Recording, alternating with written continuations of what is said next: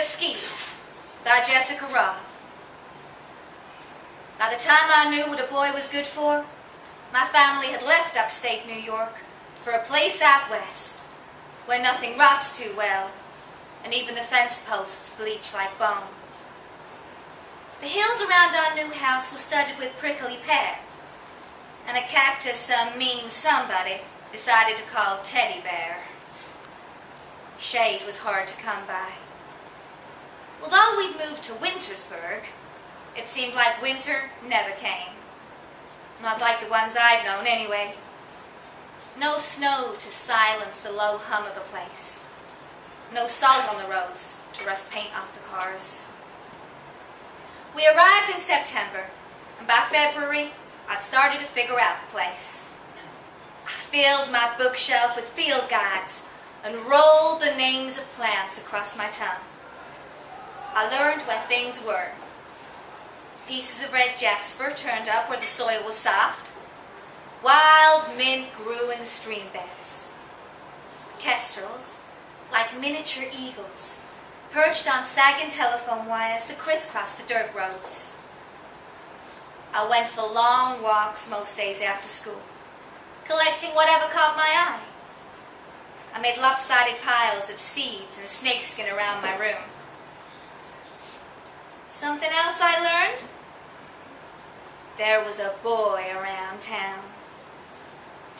Big black eyes like a coat I knew once. He wore dusty blue jeans and a straw hat that would have made anyone else look a fool. His name was Tyler.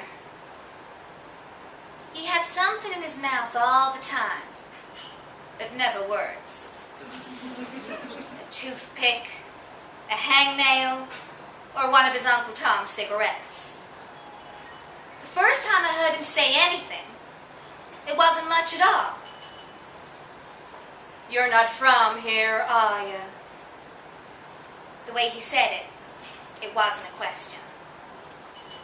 Sometime that March, when the willow catkins swelled up with pollen, I damn near ran over Tyler while I was out for a run along Salt Creek. He pulled a twig from a young cottonwood. It bobbed up and down between his lips as he chewed. I watched its end move in tiny circles, like a moth moves round a bulb. Tyler nodded to me without looking up. There were beads of blood on his chest and arms. They swelled up just like the catkins, growing big, but never bursting. "Mesquite get ya?" I asked. I pointed towards the mesquite bosque that grew in a thick curtain of thorns on the far side of the water. He nodded again and pressed at the twig with his tongue. "There's a path cleared through there, you know," he said. Tyler scratched at one of his cuts, and a thin line of red filled the space below his fingernail. He toed a dirt clod, and then went in the direction of the trail.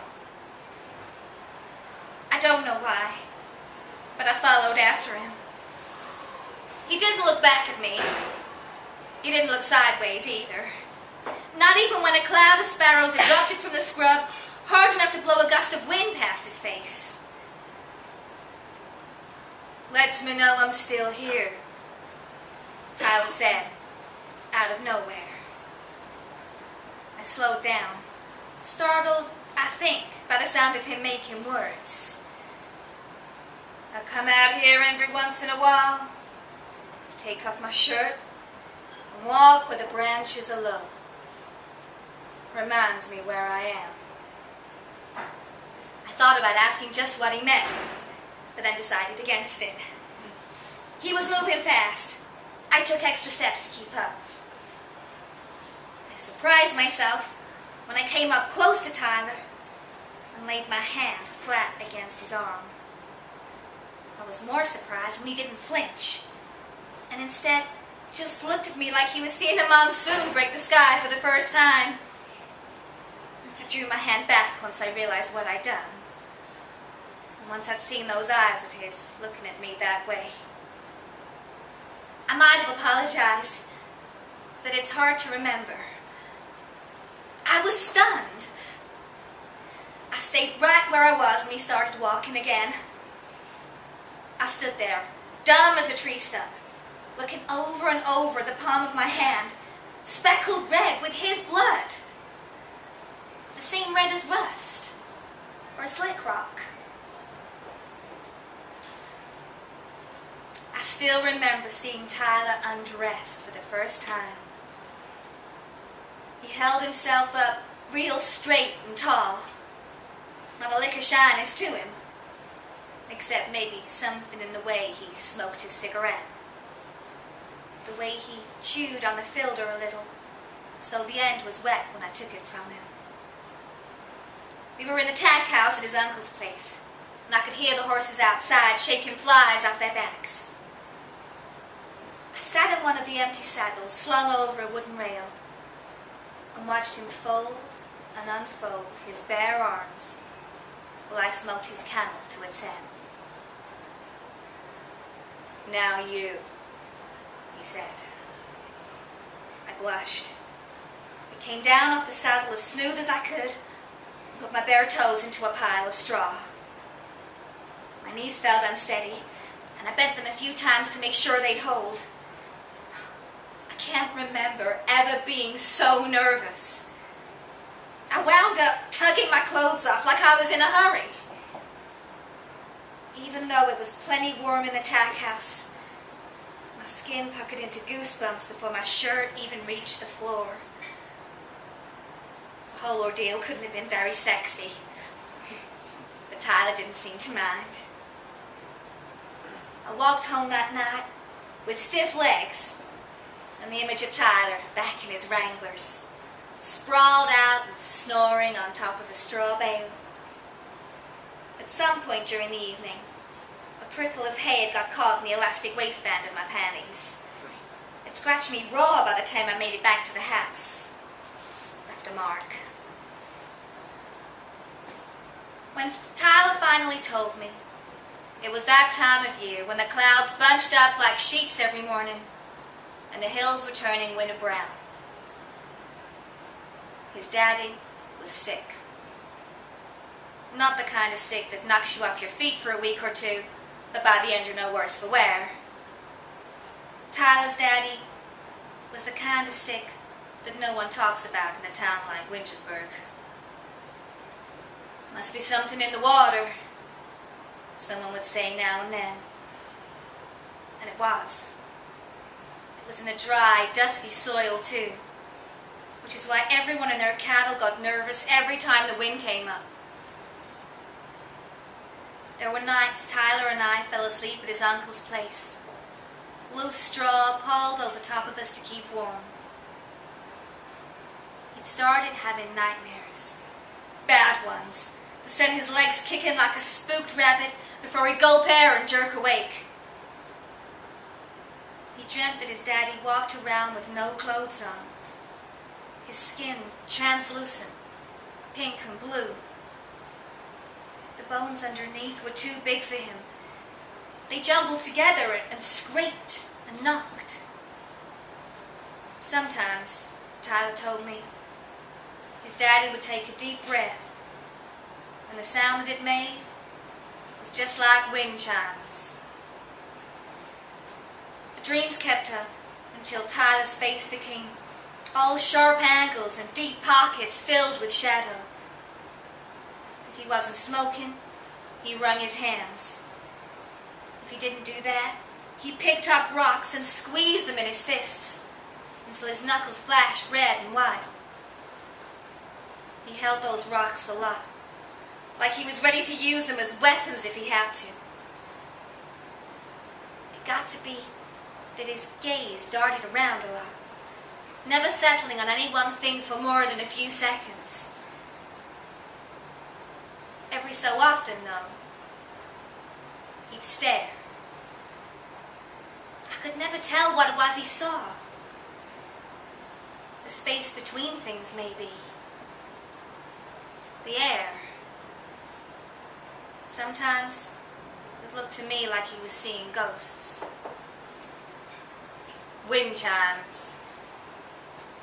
Tyler said this one afternoon, as he tossed me a copy of the photo his mama had sent with the Christmas cards. His daddy sat in a wicker chair, on either side flanked by his wife and son. He looked like the desert he lived in, like he would blow apart into all his separate pieces if you stood him outside in a breeze. Tyler's daddy died on the first day of spring. There was water running in the Arios that year. Cold water that made your ankles and toes ache when you waded through it. No one said anything about it then or since. But Tyler wasn't at the funeral. He'd gone to the bar the night before. There wasn't a soul there who didn't recognize him, which is, I guess, the reason why nobody stopped him from drinking the way he did. Must have broken his mama's heart. She didn't eat for almost 2 weeks. Just sipped on tea in the mornings and gin in the afternoons. Poor woman.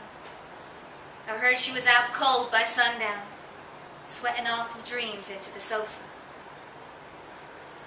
The people who were at the bar that night said Tyler took off a little after 1, with his shirt wadded up and hanging from his back pocket. Before he left, he'd been stumbling back and forth across the room, grabbing someone by the shoulders every few minutes and pushing his face into theirs. He was shouting, "Where am I? Where am I? Where am I?" No matter what anybody told him, he kept asking just the same. It was April 6th, my 17th birthday. The first time I did it. I followed Salt Creek to a part of the bosque where the crowns of the mesquite trees were so well tangled that the light underneath them was thin, even at noon. A hard wind bullied the uppermost canopy into a coarse kind of music, as though nearby a group of men were clapping rocks and spinning rain sticks. I pulled off my shirt, left it folded neatly on the dirt, and wove a path between the trees. I let the low branches rake across my skin. The feeling was like 10,000 bee stings. Back then, I went out there wanting to find out if I was afraid. Afraid of what? I didn't know. It didn't really seem to matter. Without Tyler, I felt lost. I only saw him twice after his daddy died. Both times he reeked of alcohol and was as stiff and as silent as the day I first met him. Looking back on it all, I'd say I went to the bosque because I wanted to belong to a place that broke skin and bone. A place that left scars and built up the heart like ironwood. Maybe that kind of place hadn't saved Tyler in the end. But at the time, I wasn't ready to think that maybe it wouldn't still save me.